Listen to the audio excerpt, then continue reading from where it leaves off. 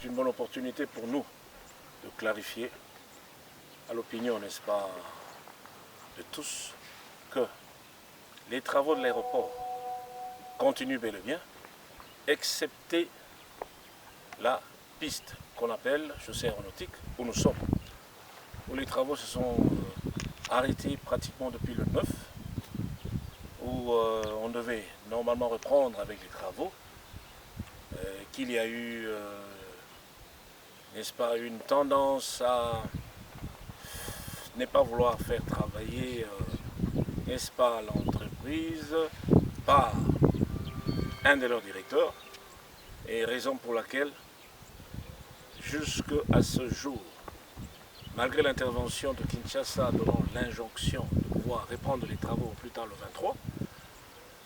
23 qui était le jeudi dernier, où on avait même émis un OTAM pour demander aux avions de ne pas venir, simplement parce que les travaux devaient commencer. Le 23, on a attendu l'entreprise pour les travaux. Ils ont séché. Le 24 hier, non plus. Et aujourd'hui, le 25, ils ne sont pas non plus là. Donc voilà un peu ce qu'il y a. Mais les travaux sur la tour de contrôle continuent. Les travaux sur la centrale électrique continuent. Les travaux sur la caserne anti-incendie continuent. C'est dire que sur les 8 chantiers de l'aéroport, il y a un chantier qui fait un peu de la résistance pour évoluer. Bien, merci. Pour clarifier les choses, il n'y a que l'entreprise, n'est-ce pas, devait très bien comprendre les procédures, les différentes procédures de la BAD. Il s'avère que depuis 2020, que ça avait démarré, les paiements se faisaient comme il se devait, c'est-à-dire que l'entreprise, lors ce qu'elle a été choisie, après, n'est-ce pas, une sélection parmi plusieurs entreprises, elle avait présenté une bonne capacité de santé financière et une bonne capacité technique, c'est ainsi qu'elle a été choisie. Santé financière veut dire que être en même de s'auto-financer en attendant les ultimes paiements. Ça avait commencé depuis 2020, jusqu'en 2022, 2022, 2023.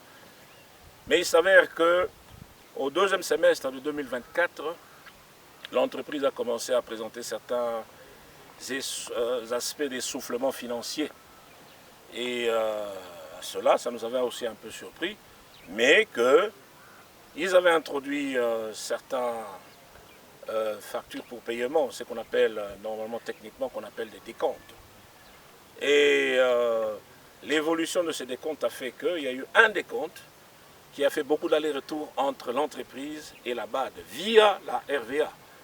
Ce qui veut dire les allers-retours étaient dus à quoi? C'était dû aux erreurs qui se retrouvaient, n'est-ce pas, glissées dans cette facture, une des factures. Et étant donné qu'une des factures avait des erreurs, donc il fallait attendre à ce qu'on résolve celles qui avaient des erreurs pour que les factures qui suivaient par la suite soient libérées. Et cette facture fut libérée, je crois, après un troisième aller-retour. Et à l'issue, n'est-ce pas, le contrat, n'est-ce pas, que l'entreprise avait signé avec la RVA et la BAD faisait qu'il fallait attendre dans les 45 jours pour être payé.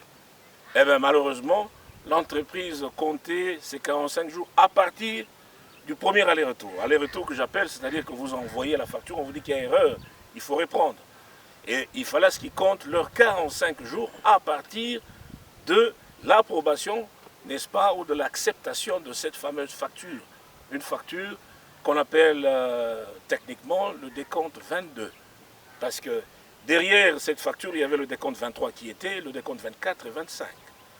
D'où, après avoir été, n'est-ce pas, accepté, il y a un temps d'examen.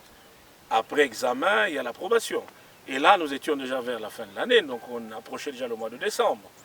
Et là-bas, c'est une institution internationale, ils ont leur période de vacances. Donc en décembre, ils sont allés en vacances, ils sont revenus au mois de janvier. Et Finalement, ils ont approuvé 3 paiements qui étaient 22, 23, 24. Et 25 est encore en étude. Et au moment de débloquer, il y a ce qu'on appelle la garantie bancaire sur l'avance reçue avant les travaux. Et cette garantie bancaire avait expiré. Pourquoi? Parce que leur garantie bancaire était de date en date. Ce qui veut dire, si on est en 2023, et il l'a placé sur l'année 2023. Et arrivé en 2024, il faut qu'il renouvelle cette garantie bancaire. Et c'est ce qui bloque actuellement. Voilà un peu l'explication. Pas trop technique, n'est-ce pas, pas trop détaillé, mais pour que vous compreniez un peu de quoi il s'agit. Ma question se base en termes d'impact négatif depuis la mise en place depuis que ces travaux ont été lancés. Quel est le manque à gagner de votre régie? Le manque à gagner. Par contre, nous gagnons beaucoup. Vous voyez la piste sur laquelle vous êtes là? La dernière fois qu'elle fut aménagée, c'était en 1974, il y a 50 ans. Donc, et ici nous sommes, en 2024, 50 ans après, on a commencé à la refaire. On n'est pas allé ailleurs pour refaire une autre piste, mais on a pris l'ancienne piste, là où nous sommes, pour la retaper. C'est-à-dire enlever toutes les différentes couches qui étaient dégradées, c'est-à-dire la couche de base, et cette couche de base, n'est-ce pas, constituée de certaines autres couches sur lesquelles on travaille. Parce qu'ici où nous sommes, là, ce n'est que la première couche qu'on a placée. On passera à la deuxième couche et à la troisième couche qui sera la couche finale. D'où dire un manque à gagner, je crois qu'il faut même enlever ce terme. Ce terme du jargon, pourquoi? Parce que c'est un grand gain. Et un gain pour lequel nous devons grassement remercier le chef de l'État, Félix-Antoine Tshisekedi Tshilombo, qui a, n'est-ce pas, voulu à ce que ceci soit. Et en passant, n'est-ce pas, en passant, nous dirons que le DG de la RVA, Goma Mbaki, suit de plus près tous ces travaux pour dire que c'est vraiment, comment dirais-je, une bénédiction pour le Kasaï oriental d'avoir tous ces travaux ici. Heureusement que vous posez cette question. Et la mission de contrôle est là pour représenter l'autorité contractante qui est la régie de voies aériennes et que nous accompagnons aussi. Ce qui veut dire que la mission de contrôle, dans ses prérogatives, c'est de pouvoir s'assurer de la qualité technique, n'est-ce pas, et des standards dont fait l'entreprise. Et ne sera en aucune façon un blocage. Ce ne sont que des rumeurs et, n'est-ce pas, nous vous exhortons à éviter de suivre ce genre de commentaires. S'il y a un problème, venez à la source au lieu de propager n'importe quoi. Heureusement que nous avons le code éthique et numérique actuellement au pays qui permet de poursuivre ce genre de déclarations. Bien, merci. La longueur de la piste Mbujimaï, initialement, n'est-ce pas, suivant notre AIP. AIP, c'est l'Aeronautical Information Publication. Suivant l'AIP, la longueur est de 2 km, donc 2000 mètres.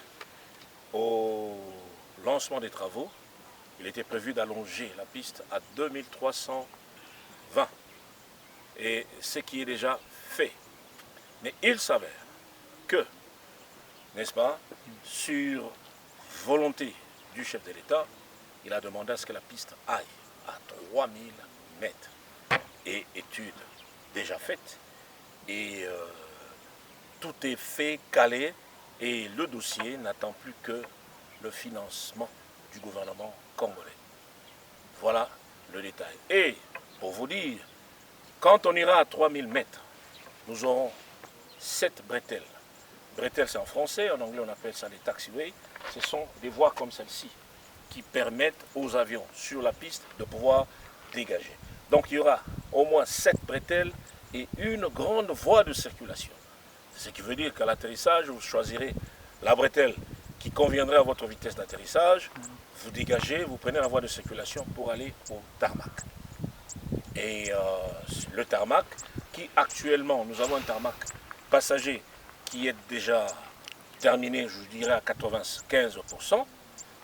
Et je pense que même dans le futur, sauf imprévu, si les financements sont là, nous irons même à la construction d'une zone fret. La zone fret aura son tarmac et ses entrepôts et tout ce qui suivra. D'où ce n'est qu'un problème de financement actuellement. Une fois que c'est fait, ça sera lancé. Et probablement, ça pourrait être la même entreprise qui doit continuer. Pourquoi? Parce que les engins sont là, le personnel est là, et il serait souhaitable de poursuivre avec eux pour minimiser le coût. Ok. Je peux disposer. Nous pouvons demander à la population d'être patiente. Pourquoi? Parce que dans, n'est-ce pas, le management, ou je voulais dire le leadership du chef de l'État qui avait voulu à ce que nous ayons cette œuvre, sous la direction, n'est-ce pas, de notre directeur général,